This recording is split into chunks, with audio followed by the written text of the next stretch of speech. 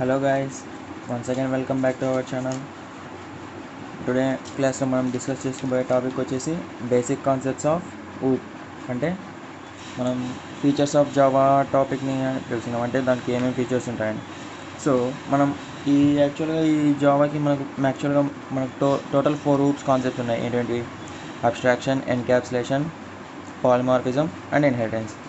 So మనకు basic concepts అంటే మనకి డేటా అబ్స్ట్రాక్షన్, ఎన్క్యాప్సులేషన్ వీటితోనే పాటు ఇంకా 2 మెయిన్ ఇంపార్టెంట్గా ఉండేది ఏంటంటే ఆబ్జెక్ట్ అండ్ క్లాస్. మనం ప్రోగ్రామ్ రాయాలనుకుంటే మెయిన్ మనం క్లాస్ని డిఫైన్ చేస్తూనే రాస్తాం. ఆ క్లాస్ని డిఫైన్ చేసిన తర్వాత మనం మెయిన్ మెథడ్ ఇంప్లిమెంట్ చేసేటప్పుడు మనం రాసుకున్న ఏదైతే మనం ప్రోగ్రామ్ రాస్తున్నామో వాటికి మనం ఆబ్జెక్ట్ని క్రియేట్ చేయాలి.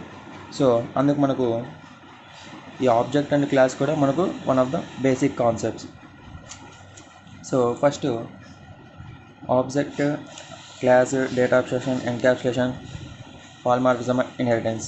సో వీటి గురించి మనం తెలుసుకుందాం టుడే క్లాస్. మనకు జనరల్గా ఆబ్జెక్ట్ అంటే ఏం రిప్రజెంట్ అంటే a person or thing, anything in the real world entity. So దాన్నే మనం ఆబ్జెక్ట్ అంటాం. సో మనకు ఆబ్జెక్ట్ అంటే అదొక బేసిక్ రన్ టైం ఎంటిటీ అన్నా కూడా మనకు ఆబ్జెక్టే. సో ఆబ్జెక్ట్ అంటే మనం ఏం రాయచ్చు, objects are the basic run time entities in the object oriented system. So అదైనా రాయొచ్చు, లేకుంటే an instance of a class is called an object. అంటే an instance of a class is called object. అంటే మనం ఒక క్లాస్ని క్రియేట్ చేసిన తర్వాత దాంట్లో మనం ఏ ప్రోగ్రామ్ అయితే రాయాలనుకున్నామో దానికి మనం ఏం చేయాలి, ఆబ్జెక్ట్ క్రియేట్ చేయాలి. సో అందుకు an instance of a class is called an object. లేకుంటే జనరల్గా డెఫినేషన్ రాయాలనుకున్నా కూడా objects are the real world entities in the object oriented system. So అలాగైనా రాయొచ్చు, ఇలాగైనా రాయొచ్చు. ఇలా రాస్తే మనకు ప్రొఫెషనల్గా ఉంటుంది, అలా రాస్తే నార్మల్ ఆబ్జెక్ట్కి డెఫినేషన్ రాసినట్లు ఉంటుంది. సో మనం ప్రోగ్రామింగ్ పరంగా రాయాలి కాబట్టి అన్ instance of a class is called an object అని మనం డిఫైన్ చేసుకోవచ్చు. మనం ఆబ్జెక్ట్స్ని ఎలా క్రియేట్ చేస్తామని చెప్పుకున్నాం, యూజింగ్ న్యూ ఆపరేటర్. ఆబ్జెక్ట్స్ని ఎలా క్రియేట్ చేస్తాం, యూజింగ్ న్యూ ఆపరేటర్. అంటే objects are created by using new operator. So ఇప్పుడు నేను ఒక చిన్న ఎగ్జాంపుల్ చెప్తాను చూడండి.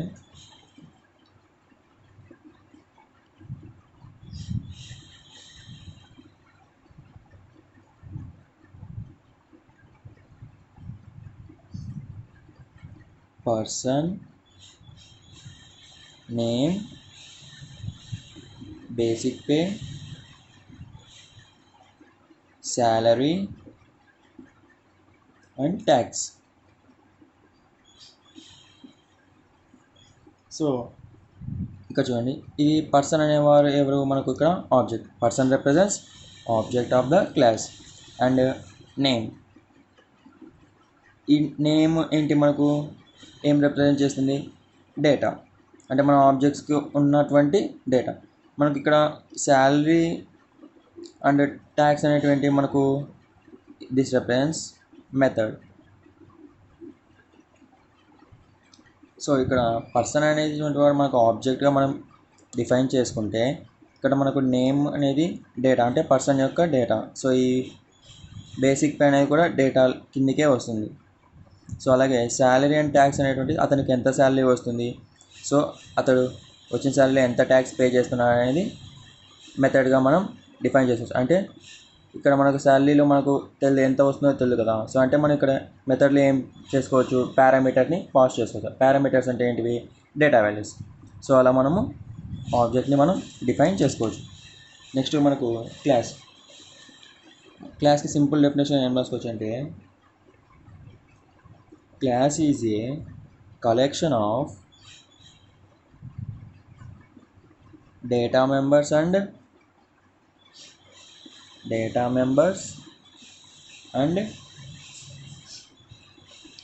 మెథడ్స్. క్లాస్లో అంటే మనం ఏం చేస్తాము, ఫస్ట్ మనం ఆబ్జెక్ట్ క్రియేట్ చేసుకుంటాం క్లాస్లో. సో అలా మనం వాటికి ఆబ్జెక్ట్ క్రియేట్ చేసినాక మనం డేటాస్ని చేస్తాం కదా, డేటాని అప్లై చేస్తాం. సో అంటే class is a collection of data members and data methods.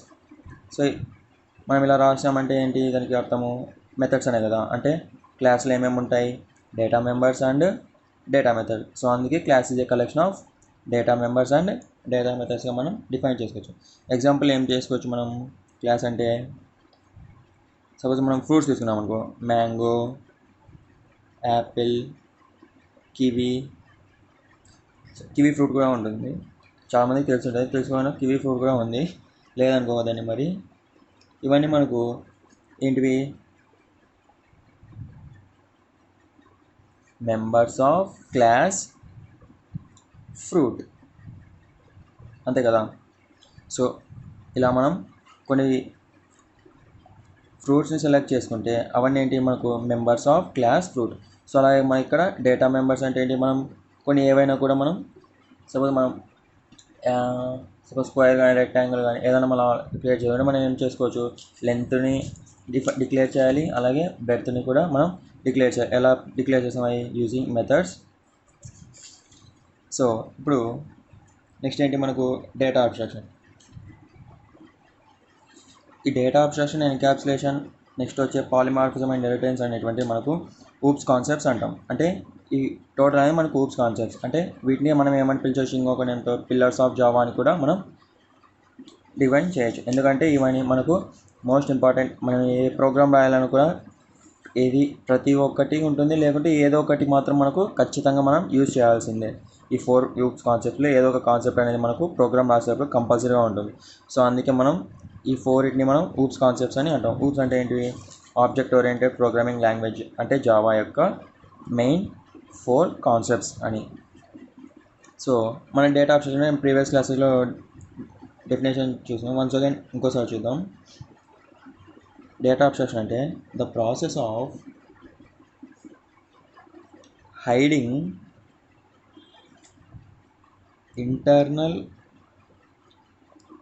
implementation or details. Internal implementation or internal details, and showing only essential things or functionality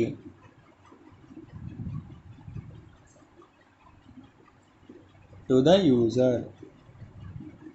అంటే డేటా అబ్స్ట్రాక్షన్ మనం ఏం డిఫైన్ చేస్తుందంటే, సపోజ్ మనం అంటే ఇది ఏంటి, the process of hiding internal implementation and sowing only functionality to the user. అంటే మనం సపోజ్ ఏదైనా ఫర్ ఎగ్జాంపుల్ మనం ఫేస్బుక్ ఓపెన్ చేయము, ఫేస్బుక్ని మనం లాగిన్ అవ్వాలి.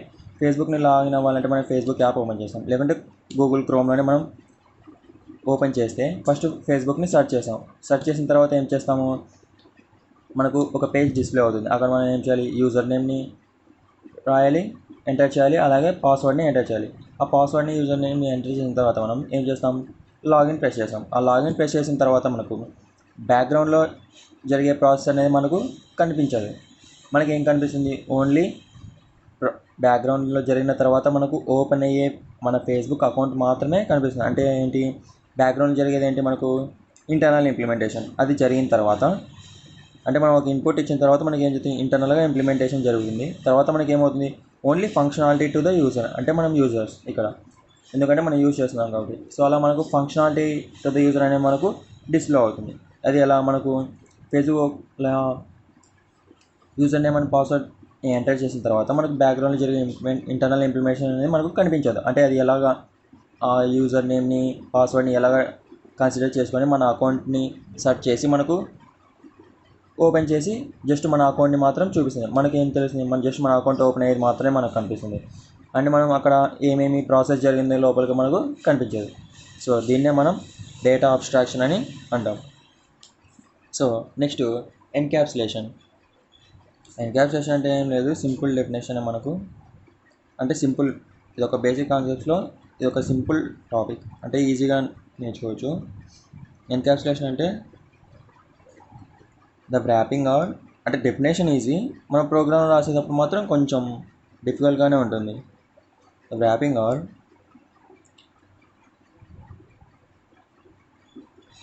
combining up of data and methods into a single unit called class. మనకి యాక్చువల్గా class అంటే ఏం తెలుసు, మనం ఏం డిఫైన్ చేస్తున్నాం, class is a collection of data members and data methods. ఇక్కడ మెంబర్స్ తీసేసుకుంటే కానీ యాక్చువల్గా మనం ఏంటి, క్లాస్ అంటే డేటా అండ్ మెథడ్సే కదా. సో మన ఇక్కడ ఎన్క్యాప్సులేషన్ ఏం చేస్తుందంటే మనకు ఉన్న డేటాను అండ్ మెథడ్స్ని కంబైన్ చేసి సింగిల్ యూనిట్గా, అంటే దాన్ని మనం ఏమంటాం, క్లాస్ అంటాం. అంటే మన క్లాస్లో ఉండేటివి ఏంటివి, data members and data methods. So ఈ ఎన్క్యాప్సులేషన్ ప్రాసెస్ ద్వారా మనం ఏం చేస్తాం అంటే ఒక ప్రోగ్రామ్ రాసేటప్పుడు మనం మెయిన్ మెథడ్ రాసుంటాం కదా. సో అప్పుడు క్లాస్ని డిక్లేర్ చేసుకున్న తర్వాత ఆ మెయిన్ మెథడ్లో మనం ఏం చేస్తాం, డేటా అండ్ మెథడ్స్ని డిఫైన్ చేసుకోవచ్చు, అంటే డిక్లేర్ చేస్తాం కదా. సో అప్పుడు అవన్నీ ఎక్కడ ఉంటాయి, క్లాస్ లోపలనే ఉంటాయి. అంటే ఒక క్లాస్ కిందనే మనం వాటిని ఎక్స్ట్రాక్ట్ చేస్తాం, అంటే ఒక క్లాస్ లోపలే మనం వాటిని డిక్లేర్ చేస్తున్నాం. సో అందుకు మన ఎన్క్యాప్సులేషన్ ఏంటంటే ఇప్పుడు the process of the wrapping or combining up of data and methods into a single unit. అంటే మనకు ఒకటే యూనిట్, అంటే దాన్ని ఏమంటున్నాం మనం, క్లాస్ అంటున్నాం. సో దాన్నే మనం కంబైన్ చేస్తున్నాం, ఏంటంటే డేటా అండ్ మెథడ్స్. సో దీన్ని సింపుల్గా నేను డయాగ్రమాటికల్ రిప్రజెంటేషన్లో చూపిస్తాను చూడండి. మనం ఏం చేస్తాం, ఇన్ఫర్మేషన్ ఇస్తాం సిస్టంలో, అంటే ప్రోగ్రామ్ రాసేటప్పుడు ఇన్ఫర్మేషన్ ఇన్. సో ఇక్కడ మనకు ఇదనేటంటే మనకు క్లాస్లో ఏమేమి ఉంటాయి, డేటా అండ్ మెథడ్స్. ఇక్కడేంటి మనకు ఇన్ఫర్మేషన్ అవుట్. సో ఇక్కడ మన ఇన్ఫర్మేషన్ ఇచ్చేసారు ప్రోగ్రామ్స్, మనకు ఇన్ఫర్మేషన్ ఇస్తాం, ఏంటంటే డేటా అండ్ మెథడ్స్. ఏం చేస్తున్నాం ఇక్కడ, సింగిల్ యూనిట్, అంటే ఒక యూనిట్లో మనం కన్వర్ట్ చేస్తున్నాం. అలా అంటే ఎలా, దాన్ని మనం ఏమంటామంటే క్లాస్. సో మనకి ఏమవుతుంది, అవుట్పుట్ అనేది అది నెక్స్ట్ స్టెప్. యాక్చువల్లీ ఎన్క్యాప్సులేషన్ అంటే ఏంటంటే ఈ డేటాని మెథడ్స్ని మనం కంబైన్ చేసి సింగిల్ యూనిట్గా మనం డిఫైన్ చేయాలి. అదే మనకు ఎన్క్యాప్సులేషన్ ప్రాసెస్. సో నెక్స్ట్ మనకు ఉన్న నెక్స్ట్ టాపిక్ ఏంటి, ఇన్హెరిటెన్స్. ఇన్హెరిటెన్స్ అనేది మనకు one of the most important topic in Java. So దీనికి మన ఇన్హెరిటెన్స్ అంటే ఏంటంటే the process of deriving a new class from its old class.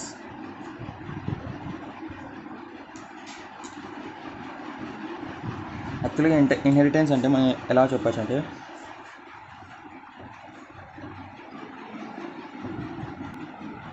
the process by which objects of one class can acquire the properties of objects of another class.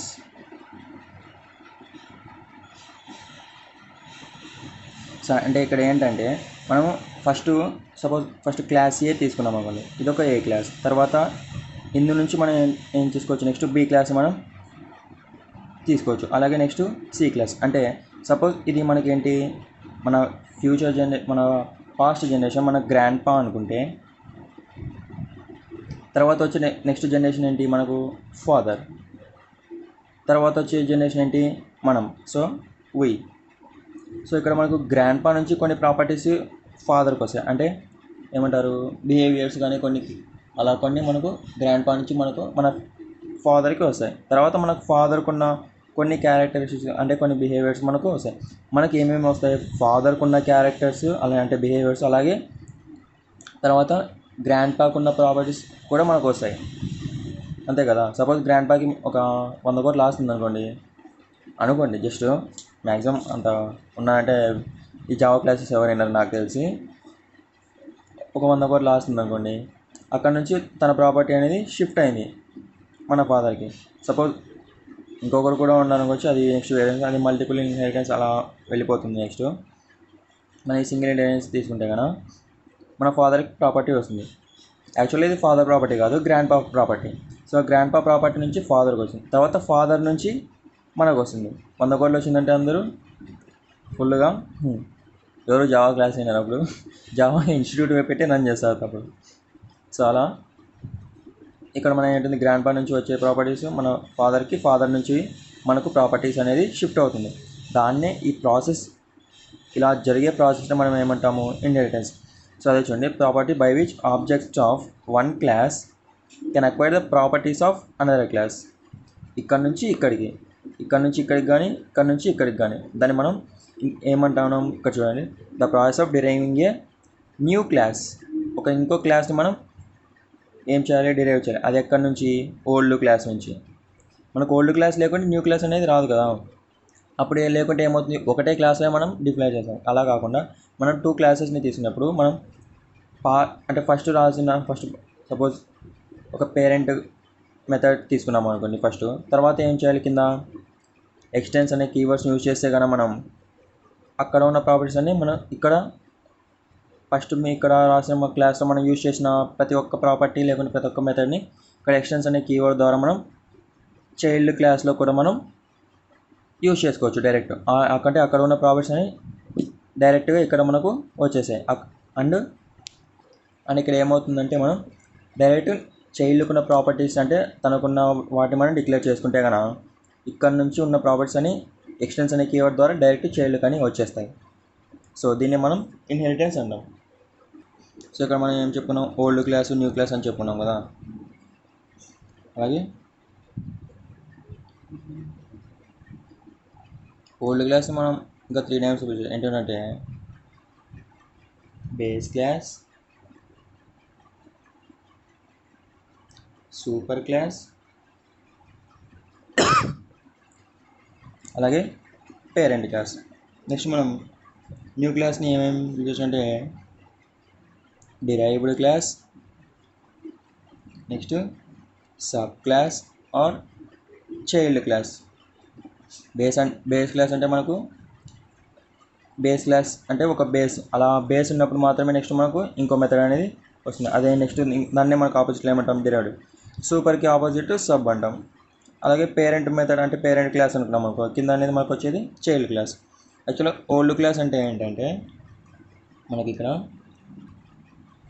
Old class or base class or super class parent ఏదన్నా కూడా ఈ 4కి మనకు meaning ఏంటంటే ఇక్కడ నుంచి మనకు properties ఎవరికి షిఫ్ట్ అవుతాయి, వీటికి షిఫ్ట్ అవుతాయి. అంటే దీనికి మీనింగ్ ఏంటంటే the class which gives properties to another class is called old class, basic class or super class or parent class.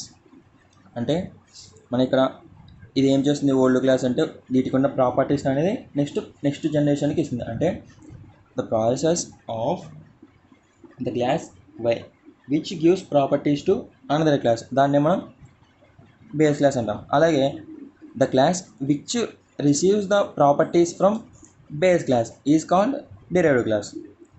అంటే ఇది ప్రాపర్టీస్ ఇచ్చేది కాబట్టి మనం బేస్ క్లాస్ అంటాం. ఇక్కడ రిసీవ్ చేసుకుంటుంది కాబట్టి దీన్ని మనం డిరైవ్డ్ క్లాస్ అంటాం. సో ఇది మనకు ఇన్హెరిటెన్స్ యొక్క కాన్సెప్ట్. సో మనకు లాస్ట్ బేసిక్ ఏంటంటే పాలిమార్ఫిజం. సో పాలిమార్ఫిజం మనం ఎలా డిఫైన్ చేసుకోవచ్చు అంటే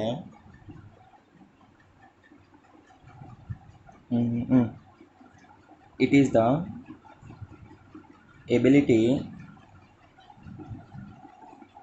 to take more than one form. అంటే సింపుల్గా ఏం చెప్పచ్చు అంటే పాలిమార్ఫిజం మీన్స్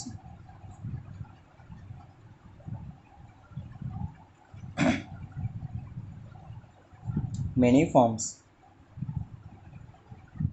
పాలిమార్ఫిజం అంటే మనకు మెనీ ఫార్మ్స్. అంటే సపోజ్ మనం ఏమైనా మూవీ చూసేటప్పుడు సింగిల్ క్యారెక్టర్ ఉండదు, అంటే మల్టీ క్యారెక్టర్స్ ఉంటాయి. అంటే ఒకే హీరోనే 2 వేస్ అంటే 2 క్యారెక్టర్స్లో మనకు యాక్ట్ చేయడం జరుగుతుంది. సపోజ్ మనం అఖండ తీసుకున్నాం అనుకో, ఏం జరుగుతుంది అక్కడ, బాలకృష్ణ అనే 2 చోట్ల ఉంటాడు, అంటే ట్విన్స్ కదా. సో అలా వాళ్ళు ఇద్దరు ఉంటారు. అలాగే మనం చిరంజీవి మూవీస్ తీసుకున్నాం, అక్కడ కూడా మనకు ముగ్గురు ఉంటారు ఒక మూవీలో. సో అలా ఒకటే చిరంజీవి ఏం చేస్తున్నాడు, మోర్ దెన్ వన్ ఫామ్ని తను యూజ్ చేస్తున్నాడు. అంటే దాన్ని మనం ఏమంటుందంటే పాలిమార్ఫిజం.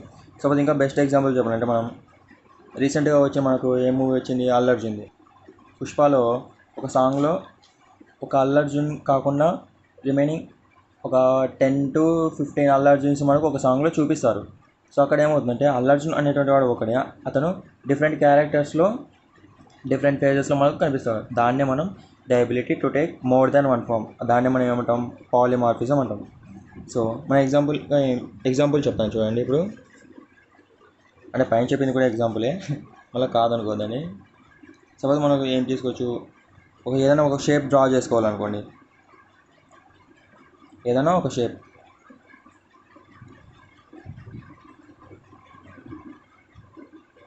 సో ఏది డ్రా చేసుకోవచ్చు మనం షేప్ అంటే క్లోజ్డ్ కర్వ్ లాగా. ఫస్ట్ ఏం తీసుకోవచ్చు, సర్కిల్, నెక్స్ట్ బాక్స్, నెక్స్ట్ ఏదో ఒకటి ట్రయాంగిల్, అలా లేకుంటే రాంబస్, ఏదైనా కూడా ఒకటి మనకు. ఇవన్నీ ఏంటి మనకు సర్కిల్ అంటే ఆబ్జెక్ట్, ఇది కూడా మనకు ఆబ్జెక్ట్.